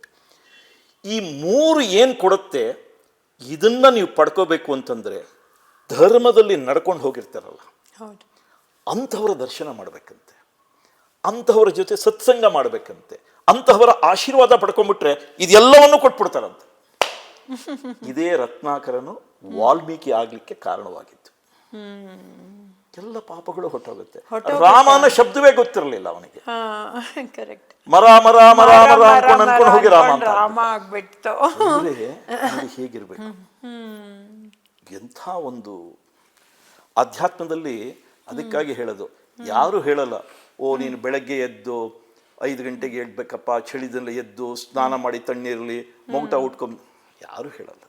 ನೀವು ಹೇಗೆ, ನಿಮ್ಮ ಮನಸ್ಸು ಬಹಳ ಮುಖ್ಯ. ಎಲ್ಲಿಯ ತನಕ ಆ ಶುದ್ಧಿ ಇರುತ್ತೋ, ಅಂತಃಕರಣ ಉಂಟೋ, ನೀವು ಯಾವ ಸ್ವರೂಪದಲ್ಲಿ ಬೇಕಾದ್ರೂ ಇರಿ, ಧ್ಯಾನವನ್ನು ಮಾಡಿ 4 ಜನಕ್ಕೆ ಒಳ್ಳೆಯದನ್ನು ಬಯಸಿ, ಅವರು ನಮಗೆ ಹೇಳಬೇಕು ಇವರು ಒಳ್ಳೆಯದಾಗಲಿ ಅಂತ. ಆಗ ಸಿಗತಕ್ಕಂಥ ಸುಖ, ಆಗ ಸಿಗತಕ್ಕಂಥ ಶುದ್ಧ ಕರ್ಮದ ಫಲ ಬೆಟ್ಟದಷ್ಟು ಅನುಭವ. ಇದಕ್ಕೆ ಉದಾಹರಣೆಗೆ ಎಲ್ಲಿ ಉಲ್ಲೇಖ ಇದೆ ಅಂತ ನನಗೆ ಗೊತ್ತಿಲ್ಲ, ನನ್ನ ಗುರುಗಳು ಹೇಳಿದ್ದೊಂದು ಕಥೆ, ಸಣ್ಣದಾಗಿರ್ತಕ್ಕಂಥದ್ದು. ನೀವು ವಿದ್ಯಾರಣ್ಯರ ಬಗ್ಗೆ ಕೇಳಿರಬಹುದು. ವಿಜಯನಗರದ ಅರಸರ ಕಾಲದಲ್ಲಿ ಹಕ್ಕ ಬುಕ್ಕರಿಗೆ ಆ ದಾರಿಯನ್ನು ತೋರಿಸಿ ಇಂಥ ಒಂದು ಸಾಮ್ರಾಜ್ಯವನ್ನು ಕಟ್ಟಲಿಕ್ಕೆ ಕಾರಣವಾಗಿರ್ತಕ್ಕಂಥ ಮಹಾಗುರು ಅಂತಂದ್ರೆ ವಿದ್ಯಾರಣ್ಯರು. ಅವರು ಒರಿಜಿನಲ್ ವಾರಂಗಲ್ ಕಡೆಯವರು. ಇವರ ತಮ್ಮನಿಂದ ಇವರು ಈ ಶೃಂಗೇರಿಯಲ್ಲಿ ಪೀಠವನ್ನು ತಗೊಳ್ತಾರೆ. ಇವ್ರ ತಮ್ಮ ಇವರಿಗೆ ಇವ್ರ ಗುರುಗಳಾಗ್ತಾರೆ. ಭಾರತೀ ತೀರ್ಥರು ಅಂತ ಹೆಸರಿದೆ ಅನ್ಸುತ್ತೆ. ಇವರು ಪುಟ್ಟ ಮಗುವಾಗಿರ್ತಾರೆ, ದಟ್ಟ ದರಿದ್ರ, ಏನು ಇರಲಿಲ್ಲ, ಮನೆಯಲ್ಲಿ ಏನೂ ಇರಲಿಲ್ಲ. ಅವರ ತಂದೆ ಸಾತ್ವಿಕರು. ಪ್ರತಿದಿನ ವೈಶ್ವಾನರಕ್ಕೆ ಹೋಗ್ಬೇಕು ಅಂದ್ರೆ, ಯಾರಾನ ಮನೆಯಲ್ಲಿ ಕರೆದ್ರೆ ಅವ್ರ ಮನೆಯಲ್ಲಿ ಹೋಗಿ ಪೂಜೆನೋ ಏನೋ ಒಂದು ಮಾಡಿಸಿ ಅವ್ರು ಏನು ಕೊಡ್ತಾರೆ ಅದರಿಂದ ಬಂದು ಇಡೀ ಸಂಸಾರವನ್ನು ನಡ್ಕೊಂಡು ಹೋಗ್ಬೇಕು. ದೊಡ್ಡ ಸಂಸಾರ. ವಿದ್ಯಾರಣ್ಯರು ಛಲವಾದಿಗಳು. ಒಂದ್ಸರಿ ಅವ್ರ ತಾಯಿ ಹತ್ರ ಹೋಗಿ ಕೇಳ್ತಾರೆ, ಅಮ್ಮ ನಮ್ಗೆ ಯಾಕೆ ಇಷ್ಟೊಂದು ದಟ್ಟ ದರಿದ್ರ, ಮನೆಯಲ್ಲಿ ಕೂತು 2 ಹೊತ್ತು ತಿನ್ಲಿಕ್ಕೆ ಸಹಿತ ನಮ್ಮಲ್ಲಿ ದವಸ ಧಾನ್ಯಗಳಿಲ್ಲ, ಯಾಕೆ ಹೀಗೆ? ತಾಯಿ ಬಹಳ ದುಃಖ ಪಟ್ಬಿಡ್ತಾಳೆ. ಮಗು, ನನಗಷ್ಟು ಬುದ್ಧಿ ಇಲ್ಲ. ನಿಮ್ಮ ತಂದೆ ಇಡೀ ಸುತ್ತಮುತ್ತ 10 ಊರುಗಳಿಗೆ ಯಾರೇ ಬಂದು ಕೇಳಿದ್ರು ಸಮಾಧಾನವಾಗಿರ್ತಕ್ಕಂಥ ಉತ್ತರವನ್ನು ಕೊಡ್ತಾರೆ, ಅವ್ರನ್ನ ಕೇಳು ಅಂತಾರೆ. ತಂದನ್ ಕಂಡ್ರೆ ಮಕ್ಳಿಗೆ ಬಹಳ ಭಯ. ಅವತ್ತು ಧೈರ್ಯ ಮಾಡ್ತಾರೆ ಯಾರು ಛಲವಾದಿಗಳು. ಅವರಪ್ಪ ವೈಶ್ವಾನರ ತಗೊಂಡು ಬರ್ತಾರೆ. ಅವರ ಬೆಳಗಿನ ಮಧ್ಯಾಹ್ನದ ಆನ್ಹಿಕ ಕಾರ್ಯಕ್ರಮಗಳು ಆದಮೇಲೆ ಪ್ರಸಾದವನ್ನು ಸೇವಿಸಿ ಮಕ್ಕಳುಗಳು ಆಹಾರ ಕೊಟ್ಟ ಮೇಲೆ ಕಂಬದ ಹಿಂದೆ ನಿಂತಿರ್ತಾರೆ, ಕೈ ಮುಕ್ಕೊಂಡು ನಿಂತಿರ್ತಾರೆ. ಅಪ್ಪ ಕರೀತಾರೆ, ಏನು ಬೇಕು ಅಂತ. ಒಂದು ಸಣ್ಣ ಪ್ರಶ್ನೆ ತಮ್ಮಲ್ಲಿ ಹೇಳು ಅಂತ ಹೇಳ್ತಾರೆ. ಅಪ್ಪ, ನೀವು ಇಷ್ಟೊಂದು ಜನ ಊರಿಗೆ ಹಿತಕಾರಿಗಳು, ಸಹಾಯವನ್ನು ಮಾಡ್ತೀರಾ, ಇಷ್ಟೆಲ್ಲ ಇದ್ದು ನಮಗೆ ಯಾಕಿಷ್ಟು ಕಷ್ಟ, ದಟ್ಟ ದರಿದ್ರ, ನಮಗೆ ಏನು ಮಾಡಬೇಕು? ತಂದೆ ಒಂದು ಮಾತು ಹೇಳ್ತಾರೆ ಅವ್ರಿಗೆ, ನಿನಗೆ ಯಜ್ಞೋಪವೀತ ಧಾರಣೆ ಆಗಿದೆ ಅಲ್ವಾ, ನೀನು 1 ಕೋಟಿ ಗಾಯತ್ರಿ ಮಂತ್ರವನ್ನ ಜಪಿಸು ಅಂತ ಹೇಳ್ತಾರೆ. ಮಗು ಎಂಥ ಸಾಧನೆ ಮಾಡಿಬಿಡುತ್ತೆ. 1 ಕೋಟಿ ಅಲ್ಲ 3 ಕೋಟಿ ಗಾಯತ್ರಿ ಮಂತ್ರ ಜಪಿಸ್ಬಿಡುತ್ತೆ. Okay okay. ದಟ್ಟ ದರಿದ್ರ ಹೋಗಲ್ಲ. ಏನ್ ಮಾಡೋದು ಗೊತ್ತಾಗಲ್ಲ. ಮಗು ಮತ್ತೆ ಅಪ್ಪನ ಹತ್ರ ಹೋಗಿ ಕೇಳಕ್ ಭಯ. ಅವ್ರ ಊರಿನ ಹೊರಭಾಗದಲ್ಲಿ ಒಂದು ಸಣ್ಣ ನದಿ ಹರಿತಿರುತ್ತೆ. ಪಕ್ಕದಲ್ಲಿ ಒಂದು ಬೆಟ್ಟ ಇರುತ್ತೆ. ಸಾಯಂಕಾಲದ ಸಮಯ ಮಗು ಅನ್ಕೊಳ್ಳುತ್ತೆ ಇನ್ನೇನು ಆಗಲ್ಲ, ಆ ಬೆಟ್ಟದಿಂದ ಹಾರಿ ನನ್ನ ಪ್ರಾಣನ ಬಿಟ್ಬಿಡೋದು ಬೆಟ್ಟರು ಅಂತ. ಸೀದಾ ನದಿ ಹತ್ರ ಬರುತ್ತೆ. ಸಾಯಂಕಾಲ ಆಗಿದೆ, ಬೆಟ್ಟ ಹೋಗಿ ಪ್ರಾಣ ಕಳ್ಲಿಕ್ಕೆ ಮುಂಚೆ ಒಂದು ಸಂಧ್ಯಾವಂದನೆ ಮಾಡೋಣ ಅಂತ ಆ ನೀರಿನಲ್ಲಿ ಕೂತು ಸಂಧ್ಯಾವಂದನೆ ಮಾಡಿ ಅರ್ಘ್ಯವನ್ನು ಕೊಟ್ಟು ಸಂಜೆ ಜಪವನ್ನು ಮಾಡಿ ಹೊರಗಡೆಗೆ ಬರುತ್ತೆ. 3 ಹೆಜ್ಜೆ ಇಟ್ಟಿರುತ್ತೆ ಮಗು. ಘಲ್ ಘಲ್ ಅಂತ ಶಬ್ದ ಕೇಳುತ್ತೆ. ಲಕ್ಷ್ಮಿ ಯಾರು ಇಲ್ಲ ಸುತ್ತಲುವೆ. ಶಬ್ದ ಕೇಳುತ್ತೆ. ಏನಿದು ಶಬ್ದ ಕೇಳಿಸ್ತದೆ. ಮತ್ 3 ಹೆಜ್ಜೆ ಹಿಡಿಯುತ್ತೆ. ಮತ್ ಶಬ್ದ ಕೇಳುತ್ತೆ. ಯಾರೂ ಇಲ್ಲ. ಆಗ ಮಗುಗೆ ಏನೋ ಆಗುತ್ತೆ ಅಂತ ಹೇಳುತ್ತೆ. ನಾನು ನಮ್ಮ ತಂದೆ ನನಗೆ ಗುರುಗಳು, ಅವರು ಕೊಟ್ಟಂತ ಗಾಯತ್ರಿ ಮಂತ್ರವನ್ನ ಪುನಶ್ಚರಣೆ ಮಾಡಿದ್ದೇ ಆಗಿದ್ದರೆ, ಈ ಶಬ್ದದ ಹಿಂಭಾಗದಲ್ಲಿದ್ದರೆ ಅವರು ನನಗೆ ದರ್ಶನ ಕೊಡಬೇಕು ಅಂತ ಮಗು ಅಲ್ಲಿ ಹೇಳುತ್ತೆ. ಮುಂದಿನ ಕ್ಷಣದಲ್ಲಿ ಸರ್ವಾಲಂಕಾರ ಭೂಷಿತಿಯಾಗಿರತಕ್ಕಂಥ ಮಹಾಲಕ್ಷ್ಮಿ ಅಲ್ಲಿ ಪ್ರತ್ಯಕ್ಷ. ಮಗು ಆಶ್ಚರ್ಯ ಆಗ್ಬಿಡುತ್ತೆ, ಏನಿದು ಅಂತ. ಆಗ ಹೇಳುತ್ತೆ, ಮಗು ಏನು ಬೇಕು ನಿನಗೆ? ಆದ್ರೆ ಛಲವಾದಿ ಯಾರು? ವಿದ್ಯಾರಣ್ಯರು. ಬಹಳಷ್ಟು ಕೋಪ. ಒಂದ್ಸರಿ ನೋಡುತ್ತೆ, ಅಮ್ಮ ನಮ್ಮ ತಂದೆ ನಾನು 3 ಕೋಟಿ ನಿನ್ನ ಗಾಯತ್ರಿ ಮಂತ್ರ ಜಪವನ್ನು ಮಾಡಿದೆ, ಈಗ ಬಂದ್ಯಲ್ಲ ತಾಯಿ ಅಂದ ತಕ್ಷಣ ಆ ಮಹಾಲಕ್ಷ್ಮಿ ಜಗನ್ಮಾತೆ ಆ ಮಗುವನ್ನು ಹಿಂಗೆ ಬಾಚಿ ತಬ್ಕೊಂಡು ಹೀಗೆ ಬಾ ಅಂತ ಕರ್ಕೊಂಡು ಹೋಗ್ತಾಳೆ. ಅಲ್ಲಿ ನೋಡು ಅಂತ ತೋರಿಸ್ತಾಳೆ. 1, 2, 3 ಅಗಾಧವಾಗಿರ್ತಕ್ಕಂಥ ಬೆಟ್ಟಗಳು. 10 ಉರಿತಾ ಇರುತ್ತೆ. ಉರಿತಾ ಇರುತ್ತೆ. 3 ಭಸ್ಮ ಆಗ್ತಿರುತ್ತೆ. ಏನಮ್ಮ ಅಂತ ಹೇಳ್ತಾಳೆ, ನಿನ್ನ ಅನೇಕ ಜನ್ಮಗಳ ಪಾಪ ಇತ್ತಲ್ಲ ಅದೆಲ್ಲ ಭಸ್ಮವಾಯ್ತು ಈ ಗಾಯತ್ರಿ ಮಂತ್ರದಿಂದ. ಅದರ ಫಲ ನೋಡಿ. ಈಗ ನಾನು ಒಲಿದಿದ್ದೀನಿ. ನೀನು ಕೇಳಿದಾಗ, ಕೇಳಿದ ಕ್ಷಣದಲ್ಲಿ, ಕೇಳಿದ ಜಾಗದಲ್ಲಿ ನಿನಗೇನು ಬೇಕು ನಾನು ಕೊಡ್ತೀನಿ. ಇದೇ ನನ್ನ ವಾಗ್ದಾನ. ಅಂದನಿಂದ ವಿದ್ಯಾರಣ್ಯರು ಹಿಂದೆ ನೋಡ್ಲಿಲ್ಲ. ಅವ್ರಿಗೆ ಎಲ್ಲಿ ಏನ್ ಕೇಳಿದ್ರು ಲಕ್ಷ್ಮಿ ಒಲಿದ್ ಬಂದ್ಬಿಟ್ಟಿದ್ದಾಳೆ. ಹಕ್ಕ ಬುಕ್ಕರಿಗೆ ಚಿನ್ನದ ಮಳೆನೆ ಸುರಿಸ್ಬಿಟ್ರು. ಸಾಧ್ಯವೇ? ನಂಬಲ್ಲ ಜನ. ಬರೆಯೋರು ಬರೀತಾರೆ, ಇಲ್ಲ ಅದು ಹಂಗ ಸುರಿಲಿಲ್ಲ, ಯಾವುದೋ ಒಂದು ಗುಹೆನಲ್ಲಿ ಇಟ್ಟಿದ್ರಂತೆ, ಯಾರೋ ಸಿಕ್ತು. ಅದಕ್ಕೆ ವಿಜಯನಗರ ಕಿಂಗ್ಡಮ್ ಅಲ್ಲಿ ಗೋಲ್ಡನ್ ಎರಾ ಅಂತ ಬಂಗಾರನ ಅವರು ಹಿಂಗೆ ದಾರಿಲಿ ಹಿಂಗೆ ಇಟ್ಕೊಂಡು ವ್ಯಾಪಾರ ಮಾಡ್ತಿದ್ರು. 700 ವರ್ಷಗಳ ಕಾಲ ನಡೆಯುತ್ತದು. ಹಿಂದೂ ಧರ್ಮವನ್ನ ಎತ್ತಿ ಹಿಡಿತಾರೆ. ಹೌದು. ಅದಕ್ಕೊಂದು ನೀಲಿ ನಕ್ಷೆಯನ್ನು ತಯಾರಿಸ್ತಾರೆ. ಆ ನೀಲಿ ನಕ್ಷೆಯ ಸ್ವರೂಪ ಹೇಗಿರುತ್ತೆ ಅಂದ್ರೆ ಶ್ರೀಚಕ್ರ ಅಲ್ಲಿರುತ್ತೆ. ಹೌದಾ? ಶ್ರೀಚಕ್ರದ ಸ್ವರೂಪದಲ್ಲಿ ಆ ಇಡೀ ಅರಮನೆ ಮತ್ತು ಅದೆಲ್ಲವನ್ನ ಅವರು ಚಿತ್ರಣವನ್ನು ಮಾಡ್ತಾರೆ. ಹೇಳ್ತಾರಲ್ಲಿ, ಬಿಂದು ತ್ರಿಕೋಣ ವಸುಕೋಣ ದಶಾದ ಯುಗ್ಮ ಮನ್ವಸ್ತ್ರಹನಾಗದಳ ಷೋಡಶ ಪತ್ರಯುಕ್ತ ವೃತ್ತತ್ರಯಂಚ ಧರಣಿ ಸದನತ್ರಯಂಚ ಶ್ರೀಚಕ್ರರಾಜ ಉದಿತ ಪರದೇವತಾ. ಎಂಥ ವರ್ಣನೆಯನ್ನು ಕೊಟ್ಬಿಡ್ತಾರೆ ಅಂತ. ಅದೇ ರೀತಿ ಬರುತ್ತಲ್ಲಿ. ಹೌದಾ? ವಿಜಯನಗರದಲ್ಲಿ ಶ್ರೀಚಕ್ರನೇ ಇದೆಯಾ? ಸ್ವರೂಪದಲ್ಲಿ ಇಡೀ ಅರಮನೆ ಪ್ರಾಂಗಣ ಎಲ್ಲವನ್ನು ತಗೊಂಡು ಮಧ್ಯಭಾಗದಲ್ಲಿ ಕೇಂದ್ರ ಬಿಂದುವಿನಲ್ಲಿ ತರ್ತಾರೆ ಇದನ್ನ ಅರಮನೆಯನ್ನು. ಅಂದ್ರೆ ಕೋಟೆಗಳೆಲ್ಲವನ್ನು ಚಿತ್ರಣವನ್ನು ಕೊಡ್ಬೇಕಾದ್ರೆ ಅಂಥದ್ದು ಹೇಗೆ ರೂಯಿನ್ಸ್ ಕೊಟ್ಟೋಯ್ತು. ಅಂದ್ರೆ ಇದು ಸಾಧನೆಯ ಫಲ. ಅಂದ್ರೆ ಮಾಡಿ ತೋರಿಸಿದವರುಂಟು. ಹೌದು. ನಂಬಲ್ಲ. ನಮ್ಮಲ್ಲಿ ಏನು ಅಂತಂದ್ರೆ ಇವತ್ತುವೇ ಆ ನಂಬಿಕೆ ಅನ್ನೋದಿಲ್ಲ. ಸೊ ಮತ್ತೆ ಪುನರ್ಜನ್ಮ ಅಂದ್ರೆ ಯಾವ ಜೀವರಾಶಿಯ ಅನ್ನಮಯ ಕೋಶ ಮತ್ತೆ ಪ್ರಾಣಮಯ ಕೋಶ ಒಂದಾಗುತ್ತೋ ಮತ್ತೆ ಜೀವ ಬಂದಾಗ ಅದಕ್ಕೆ ಪುನರ್ಜನ್ಮ ಅಂತ ಕರಿತೀವಿ. ಸಾವು ಅಂದ್ರೆ ಅನ್ನಮಯ ಕೋಶ ಪ್ರಾಣಮಯ ಕೋಶ ಬೇರೆ ಆಗತಕ್ಕಂಥದ್ದು. ಹಾಗಿದ್ರೆ ಈ ಜೀವ ಹೇಗೆ ವಾಪಸ್ ಬರುತ್ತೆ ಅನ್ನೋದು ಒಂದು ಪ್ರಶ್ನೆ ಎಲ್ಲರೂ ಕೇಳ್ತಾರೆ. ಇಂತಹವರಿಗೆ ಆ ಕರ್ಮದ ಫಲ ಹೇಗೆ ಇರುತ್ತೆ? ಯಾಕೆಂದ್ರೆ ಇದೇ ಆತ್ಮ ಅವರ ದೇಹದಲ್ಲಿ ಇಲ್ಲ ಅಂದಮೇಲೆ ಹೇಗೆ ಅನ್ನೋದು ಒಂದು ಪ್ರಶ್ನೆ ಇದೆ. ಇದಕ್ಕೆ ಅಘಮರ್ಷಣ ಸೂಕ್ತದಲ್ಲಿ ಒಂದು ಉತ್ತರ ಕೊಡ್ತಾರೆ.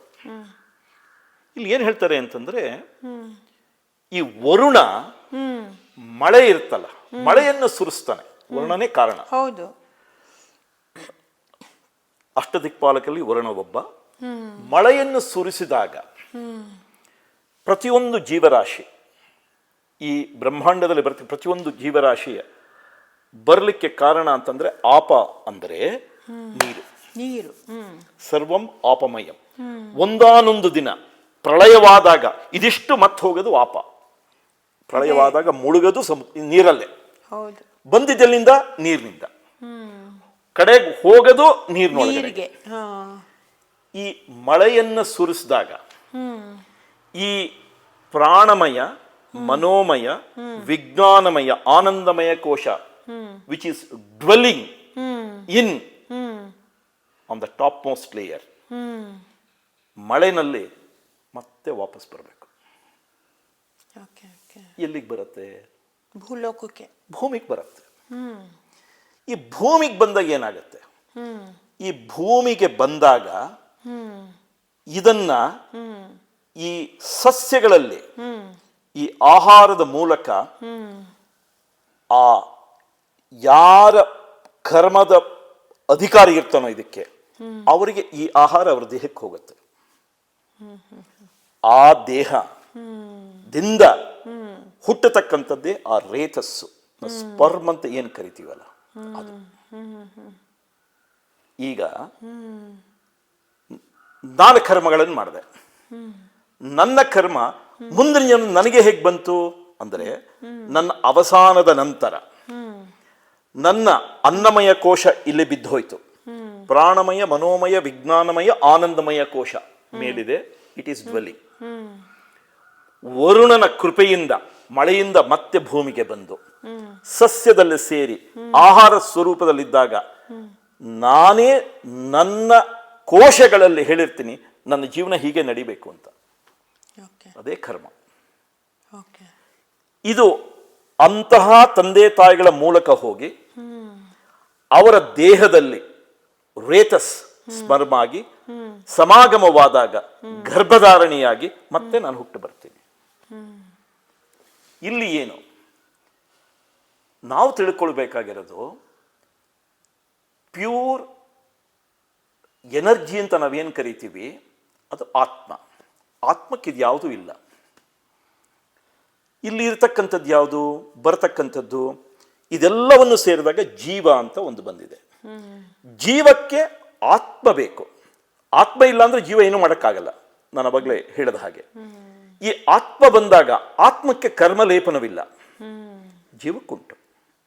ಸೊ ಇಲ್ಲಿ ಬಂದಾಗ ಏನಾಯ್ತು, ಇದು ಈ ಮನೋಮಯ ಕೋಶದಲ್ಲಿ ತಾನು ಮಾಡಿರತಕ್ಕಂಥ ಎಲ್ಲ ಕರ್ಮದ ಫಲಗಳನ್ನು ಅಲ್ಲಿರುತ್ತೆ. ಇದನ್ನು ಅನುಭವಿಸುತ್ತೆ. ಈಗ ಎಷ್ಟೋ ಜನ ಹೇಳ್ತಾರೆ, ಸರ್ ಆ ಕರ್ಮ ನನ್ಗೆ ಹಿಂಗೆ ಸರ್ ವಾಪಸ್ ಬರುತ್ತೆ. ಇದೇ ಸ್ವರೂಪ, ಇದೇ ಸೈಕಲ್. ಸೊ ಆತ್ಮ ಹೊಸದಾಗಿ ಬಂದು ಸೇರ್ಕೊಳ್ಳೋದು ಜೀವದಲ್ಲಿ ನಾವು ಮಾಡಿರೋ ಏನೇನು ಕರ್ಮ ಇರುತ್ತೋ ಅದು ಜೀವದಲ್ಲಿ ಇರುತ್ತೆ. ಹೌದಾ? ಜೀವಲೇಪನ ಇದ್ದೇ ಇದ್ರೆ ಮಾತ್ರ ಇದನ್ನು ಅನುಭವಿಸ್ತೀರಾ. ಹೌದು. ಕರ್ಮ is only an observer. Okay. ಉದಾಹರಣೆಗೆ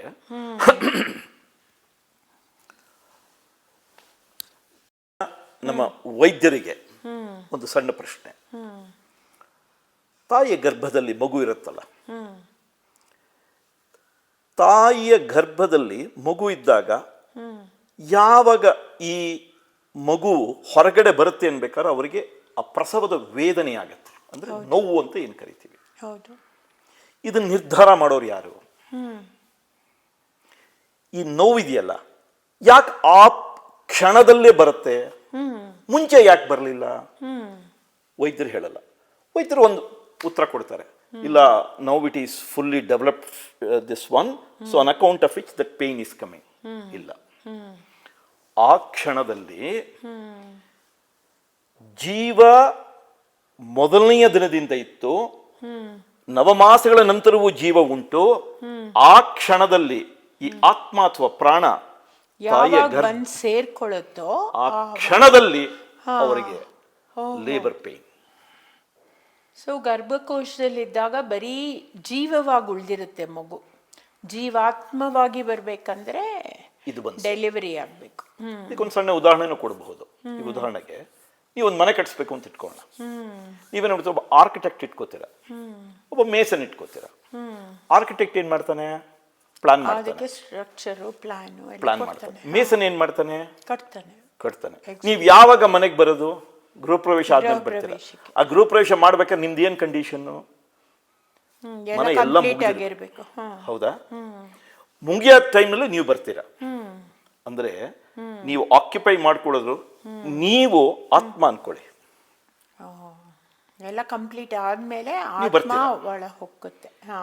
ಈ ಜೀವ ಇದೆಯಲ್ಲ, ಇದು ಏನ್ ಮಾಡ್ತಿದೆ? ಇದು ಏಕಕೋಶ ಇದ್ದಿದ್ದು ಮಲ್ಟಿ ಮಿಲಿಯನ್ ಕೋಶಗಳಾಗಿ ಮಲ್ಟಿಪ್ಲೈ ಆಗಿ ಆಗಿ ಆಗಿ ಆಗಿ ಆ ಲೆವೆಲ್ಗೆ ಬರುತ್ತೆ. ಬಂದಾಗ ಈ ಆತ್ಮ ಅನ್ನತಕ್ಕಂಥದ್ದು ಅದನ್ನ ನೋಡ್ತಿರುತ್ತೆ. ಓ, ಇದು ಈಗ ಸಮಯ ಬಂದಿದೆ. ಯಾಕೆ ಈ ಸಮಯ ಬಂದಿದೆ?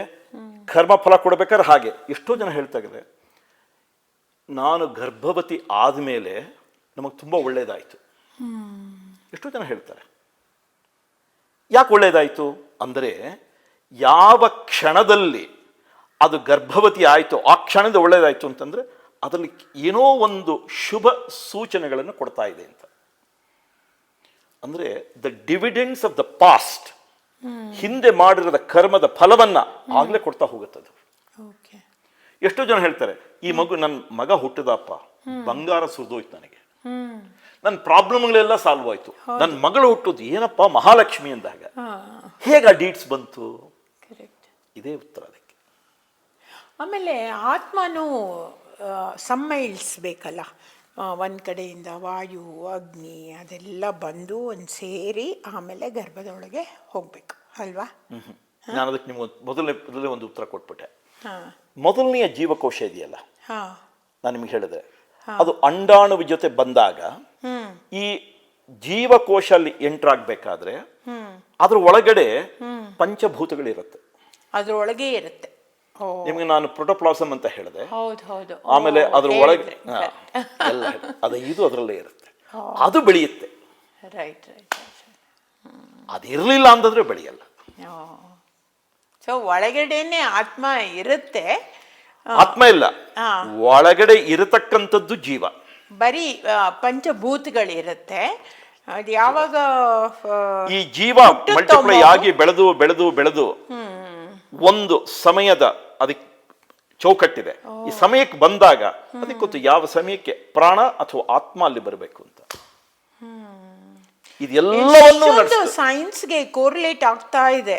ನಾವು ನೋಡ್ತಾ ಇದ್ರೆ ಸೈನ್ಸ್ಗೆ ಮತ್ತೆ ಇದಕ್ಕೆಲ್ಲರಿಗೂ ತುಂಬಾನೇ ಹಿಂಗೆ ಹೋಗ್ತಾ ಇದೆ ಒಟ್ಟೊಟ್ಟಿಗೆ. ಒಂದೊಂದನ್ನು ನೀವು ಕೋರಿಲೇಟ್ ಮಾಡ್ತಾ ಹೋಗ್ಬೋದು. ಹೌದು, ಒಂದೊಂದನ್ನು ಆದ್ರೆ ನಮ್ಮಲ್ಲಿ ಏನಾಗೋಯ್ತು ಅಂತಂದ್ರೆ, ವಿಜ್ಞಾನಿಗಳೇನ್ ಮಾಡ್ಬಿಟ್ರು, ಈಗ ಯೂನಿಸೆಲ್ಯುಲರ್ ಸೆಲ್ ಬಗ್ಗೆ ತಿಳ್ಕೊಂಡ ತಕ್ಷಣ ನಂಗೆ ಇಡೀ ಬ್ರಹ್ಮಾಂಡದೆಲ್ಲ ಗೊತ್ತಾಗೋಯ್ತು ಅಂದ್ಬಿಟ್ರು. ತಪ್ಪು. ನೀನ್ ಬರೀ ಒಂದ್ ಸೆಲ್ ತಿಳ್ಕೊಂಡ ತಕ್ಷಣ ಏನಯ್ಯ ಮಾಡಿದೆ? ಇವತ್ತು ಅವರಿಗೆ ಈ ಸೆಲ್ ಡಿವಿಷನ್ ಯಾಕಾಗುತ್ತೆ ಅನ್ನೋದಕ್ಕೆ ನಿಮ್ಗೆಲ್ಲೂ ಪ್ರಶ್ನೆಗೆ ಉತ್ತರ ಇಲ್ಲ. ಆಗುತ್ತೆ, ಸುಮ್ನೆ ಮೈಟೋಸಿಸ್ ಮಿಯೋಸಿಸ್ ಆಗುತ್ತೆ ಅಂತ ಹೇಳ್ತಾರೆ. ಯಾಕಾಗತ್ತೆ? ಯಾರು ಮಾಡಿಸೋದು ಅದನ್ನ? ಈಗ ಉದಾಹರಣೆಗೆ ಬೇಡ, ನಿಮ್ಗೆ ಹಶ್ವಾಗ್ತಿದೆ, ನೀವು ಮಲಗಿದ್ದೀರಾ ಅಂತ ಇಟ್ಕೊಳ್ಳಿ. ನಿಮ್ಗೆ ಹಶ್ವಾಯ್ತು. ನಿಮ್ಗೆ ಹಶ್ವಾದ ತಕ್ಷಣ ನೀವೇನ್ ಮಾಡ್ತೀರಾ? ಹೋಗಿ ಊಟ ಮಾಡ್ತೀನಿ. ಹೌದಾ? ಊಟ ಮಾಡ್ಬೇಕಾದ್ರೆ ನೀವು ಮಲಗಿರ್ತೀರಲ್ಲ, ಅಲ್ಲಿಂದ ಅಲ್ಲಿಗೆ ಹೋಗು ಅಂತ ಯಾರು ನಿಮ್ಗೆ ಹೇಳಿದ್ದು? ಅಲ್ಲ, ಅದ್ ನಮ್ಮ ಹೊಟ್ಟೆ ಹಶು ಕರ್ಕೊಂಡು ಹೋಯ್ತು ಅಲ್ಲಿಗೆ. ಅಂದ್ರೆ ಏನೋ ಒಂದು ನಿಮ್ಮನ್ನ ಕರ್ಕೊಂಡು ಹೋಗ್ತಿದೆ. ಅಲ್ಲಿ ಹೋಗಿ ಡಬ್ಬಗಳನ್ನು ಹುಡುಕ್ತೀರಾ, ಎಲ್ಲಿ ಕೋಡುಬಳೆ ಚಕ್ಲಿ ಏನಿದೆ ಹುಡುಕ್ತೀರಾ, ಇಲ್ಲ ಕುಕ್ಕರ್ ತೆಗಿತೀರಾ, ಅನ್ನ ಏನಿದೆ ಅದೆಲ್ಲ ಆಮೇಲೆ ತಿಂತೀರಾ. ಇದರಲ್ಲಿ ಕೋಆರ್ಡಿನೇಷನ್ ಮಾಡಬೇಕಾದ್ರೆ ಇಡೀ ದೇಹದಲ್ಲಿ ಇರ್ತಕ್ಕಂಥ ಮಿಲಿಯನ್ಸ್ ಆಫ್ ಸೆಲ್ಸ್ ಕೋಆರ್ಡಿನೇಟ್ ಮಾಡುತ್ತೆ. ಈಗ ಉದಾಹರಣೆಗೆ ಒಂದು ಸರಿ ನೀವು ಕಣ್ಣು ಮುಚ್ಕೊಂಡು ಯೋಚಿಸಿ, ಎರಡು ಕಾಲಿದೆಪ್ಪ, ಒಂದು ಕಾಲು ಹೊರಗಡೆಗೆ, ಇನ್ನೊಂದು ಕಾಲು ಅಡಿಗೆ ಮನೆಗೆ ಎಳೆಯುತ್ತಾ ಯಾವತ್ತಾದ್ರೂ ನೋಡಿದ್ದೀರಾ? ಇಲ್ಲ ಅಲ್ವಾ? ಹಾಗಾದ್ರೆ ಇದನ್ನ ಕೋಆರ್ಡಿನೇಟ್ ಮಾಡಿದ್ಯಾ? ಅದು ವಿಜ್ಞಾನದಲ್ಲಿ ಇದಕ್ಕೆ ಉತ್ತರ ಇಲ್ಲ. ಇದನ್ನ ಕೋಆರ್ಡಿನೇಟ್ ಮಾಡೋದು ಐ ಅಂತ ನಾನು ಹೇಳಿದೆ, ಅದೇ ಆತ್ಮ. ಇದು ಕೋಆರ್ಡಿನೇಟ್ ಮಾಡಿ ಅಲ್ಲಿ ಕರ್ಕೊಂಡು ಹೋಗುತ್ತೆ. ಅಲ್ಲಿ ಹೋದ ತಕ್ಷಣ ನಿಮ್ಗೆ ಗೊತ್ತಾಗುತ್ತೆ. ಉದಾಹರಣೆ, ನೀವು ಕೂತಿದೆ, ಸಡನ್ ಆಗಿ ಒಂದು ಶಬ್ದ ಆಯ್ತು, ನಿಮ್ಮ ಜ್ಞಾನೇಂದ್ರಿಯಗಳು, ಪಂಚೇಂದ್ರಿಯಗಳು ಇದೆಯಲ್ಲ, ಕಿವಿ ನೆಟ್ಟಿಗಾಗತ್ತೆ, ಎಲ್ಲಿ ಸೌಂಡ್, ಆ ಡೈರೆಕ್ಷನ್ ನೀವು ಹೋಗ್ತೀರಾ, ಆಪೋಸಿಟ್ ಹೋಗಲ್ಲ. ಯಾವ್ದು ನಿಮ್ಮನ್ನು ಕರ್ಕೊಂಡು ಹೋಗೋದು? ಆತ್ಮನೇ. ಜೀವ ಮಾಡ್ಲಿಕ್ಕೆ ಸಾಧ್ಯ ಇಲ್ಲ, ಆತ್ಮ ಕರ್ಕೊಂಡು ಹೋಗೋದು. ಆತ್ಮ ಡೈರೆಕ್ಷನ್ ಕೊಡುತ್ತೆ. ಎಕ್ಸಾಕ್ಟ್ಲಿ. ಅಂದ್ರೆ ಇಷ್ಟೆಲ್ಲಾ ಕೋಆರ್ಡಿನೇಷನ್ ಕೆಲಸ ಮಾಡತಕ್ಕಂಥದ್ದು ಆತ್ಮ. ಈ ಆತ್ಮದರ್ಶನಕ್ಕೋಸ್ಕರನೇ ಅನೇಕ ಋಷಿಮುನಿಗಳು ಎಷ್ಟೋ ವರ್ಷಗಳ ಕಾಲ ಸಾಧನೆಯನ್ನು ಮಾಡ್ತಾ ಹೋಗ್ತಾರೆ. ಕಟ್ಟೆ ಕಡೆಗೆ ಸಿಗತಕ್ಕಂಥದ್ದೇ ಪರಂಜ್ಯೋತಿಯ ದರ್ಶನ, ಪರಮಾತ್ಮನ ದರ್ಶನ, ಮತ್ತೆ ಈ ಜೀವನದಿಂದ ಮುಕ್ತಿ ಅಂತ ನಾವೇನು ಕರಿತೀವಲ್ಲ, ಅದು ಸಿಗತಕ್ಕದ್ದು.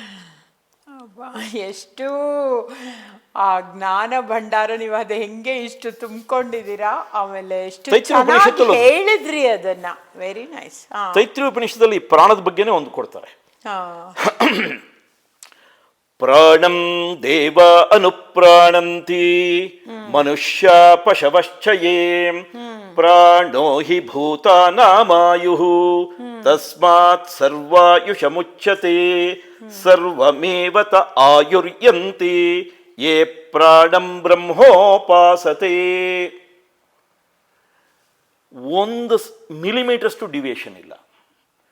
ಪ್ರಾಣಂ ದೇವ ಅನುಪ್ರಾಣಂತಿ. ನಮ್ಮ ಪ್ರಾಣಗಳಲ್ಲಿ 5 ಇದೆ, ಪಂಚಪ್ರಾಣಗಳು ಅಂತ ನಾವು ಕರಿತೀವಿ. ಪ್ರಾಣ, ವ್ಯಾನ, ಅಪಾನ, ಉದಾನ, ವ್ಯಾನ. ಒಂದೊಂದಕ್ಕೂ ಒಂದೊಂದು ರೀತಿಯಾಗಿರತಕ್ಕಂಥ ಕ್ರಿಯೆಗಳುಂಟು.